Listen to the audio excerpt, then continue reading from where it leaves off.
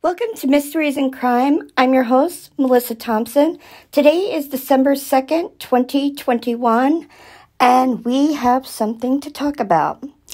Forgive me, as I've never been good at asking for help, but this is bigger than me, and I need help to find my baby.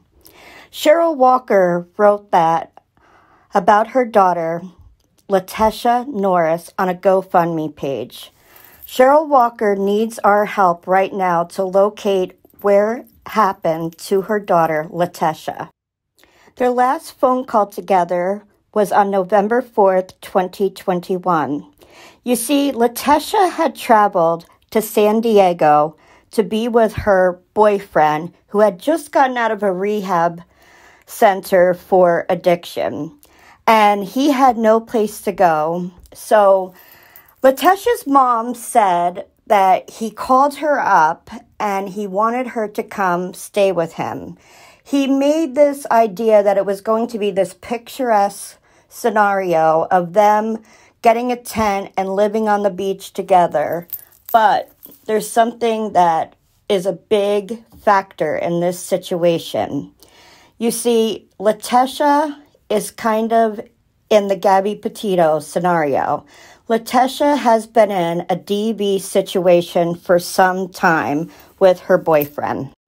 Leticia took a backpack that was black and white checkered and a one-way ticket to San Diego to be with her boyfriend, Joseph Norris, or Joey, as his friends like to call him. Because, as I mentioned, he wanted Leticia to help him through his situation.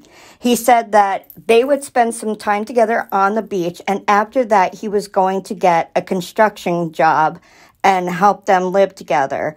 But it's not exactly clear whether he is clean or not, because there have been quite a few incidents in the past that her mom speaks about. And what led up to her disappearance is quite interesting.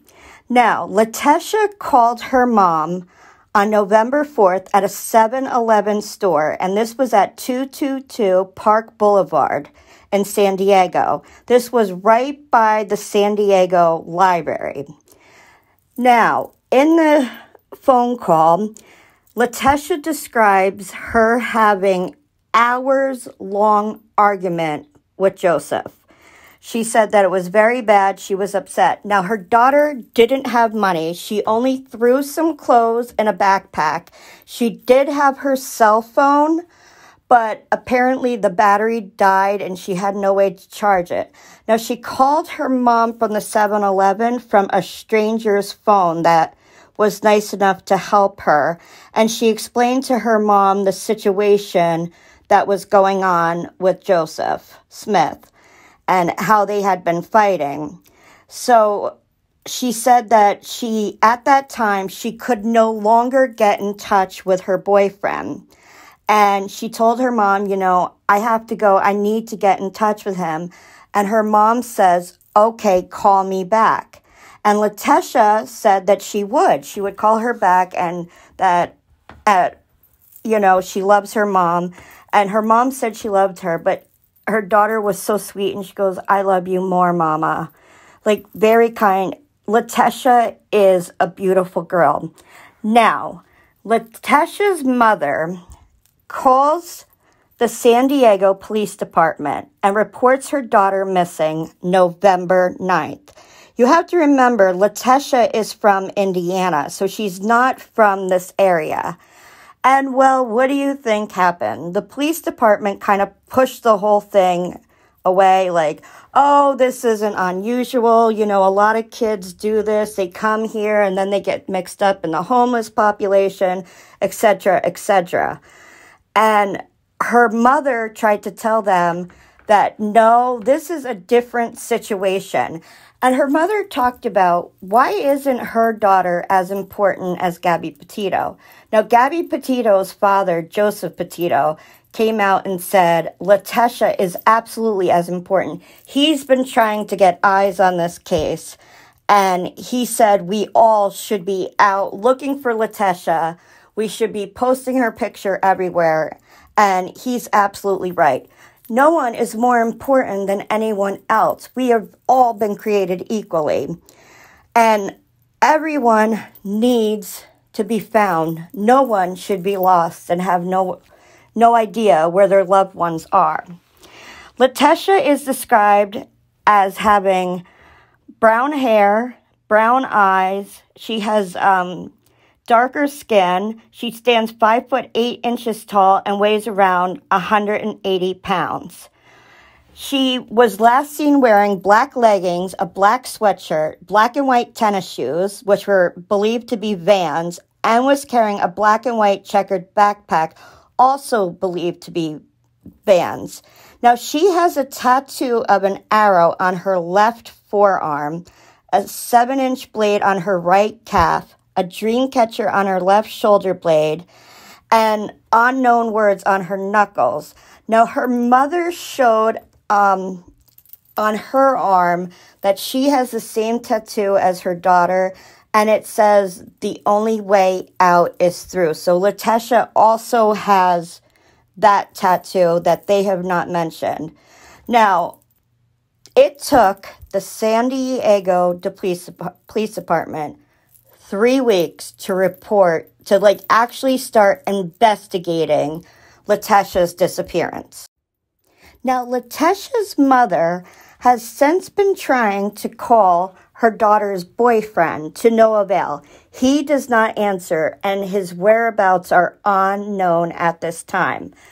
Also, Cheryl Walker, that's Leticia's mother, goes into quite a bit of detail about the DV that is in the past with this couple. She said that her anxieties are very deep because of that.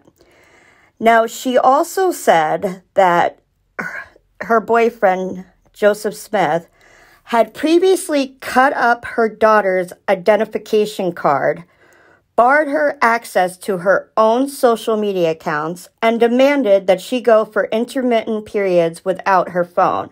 So basically, he wanted all the control in the relationship and left her nothing. Now, she, again, is a beautiful girl, like Gabby Petito. So these girls get attention when they go out. And I guess he was not able to take that, in my opinion. And he has substance issues. So that was giving Cheryl Walker some major anxiety over this issue. And for the police to not take her seriously, that wasted valuable time in the search for Leticia. Now, we all know that the first 48 hours are the most important in this case, and the police didn't do anything, Cheryl Walker said. She said that they later discovered that Joseph Smith was, ready for this, he was the Aptos arsonist. He was accused of vandalizing 16 cars with a baseball bat and setting 3 on fire in a Santa Cruz neighborhood.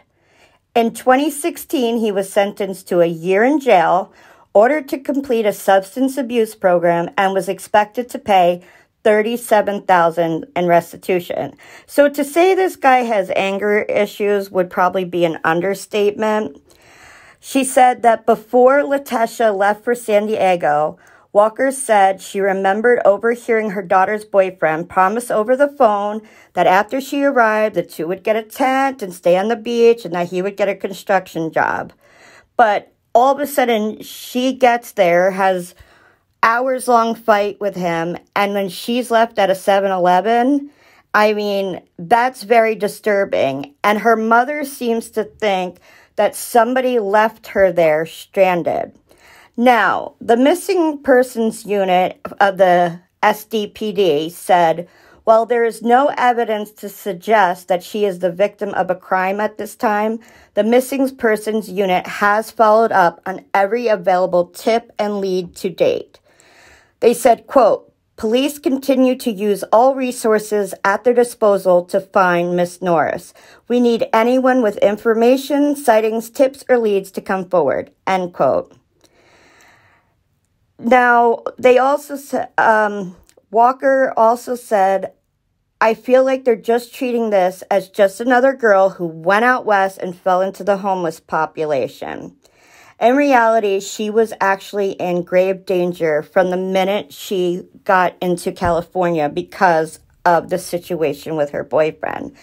Now, her mother, Cheryl Walker, has been in San Diego, and she has been putting up flyers everywhere. Now, they also have had reports that she has been seen in Ocean. Now, that may be somebody that looks like her. It may not be. But there have been no updates on any of her social media. Her phone, there's no way to get through to her. Again, no money. So where is she? Why hasn't anyone heard from her? Her mother is actually there right now with Leticia's father, and they have set up a GoFundMe page because they need help covering costs for lodging, food, printing costs as they hunt for her daughter. She says, we hang flyers, pass them out, place them under windshield wipers, leave copies anywhere we order food from. She wrote this on Facebook, describing encounters with mothers she meets on the city streets. She said, quote, I watch empathy transition to grief, and they console me as if the outcome is already decided, end quote.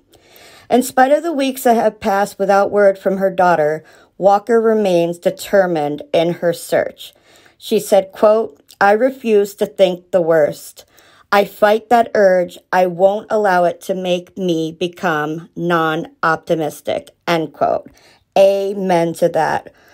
I am hoping that this is a situation where possibly she is in a shelter somewhere and she can't get word out. She doesn't know that her mother is looking for her.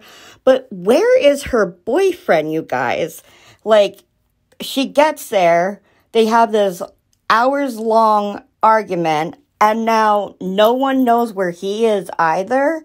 And remember, he had no place to go. He had no home or anyone to stay with after he got out of rehabilitation, which is why, again, he was leaning on Leticia. He wanted her with him because he needs to put his head on her shoulder and berate her as he builds himself up, in my opinion. That's what happens in these situations. And that is why everyone needs to take these situations very seriously, because DV can go from bad to very bad really, really fast. And we all saw that in the Gabby Petito situation. I mean, we don't know what went on in that van, but we can only imagine that Gabby was getting attention just like Leticia was getting attention. She's gorgeous. I mean, I filled this video with pictures of her, hoping that anyone might have seen her can get word to Crime Stoppers, to the SDPD. I mean, we need to bring Leticia home. Her mother is worried, absolutely sick. And for her not to have resources in California, her boyfriend grew up in the Santa Cruz area, but Leticia did not. Leticia is from Indiana. Now, earlier this year, her mother did say she flew out to San Diego and she spent 2 months, but then came home. Again, because this is a DV situation. The boyfriend is, in my opinion, again, trying to get her away from family.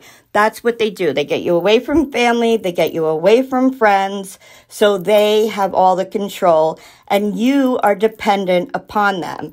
And we've seen that in the instances where she's talking about how Leticia didn't even have control over her own social media.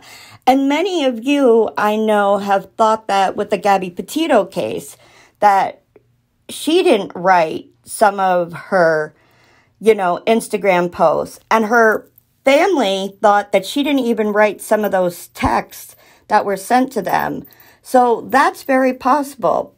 So are they both in a shelter? Are they in a hospital?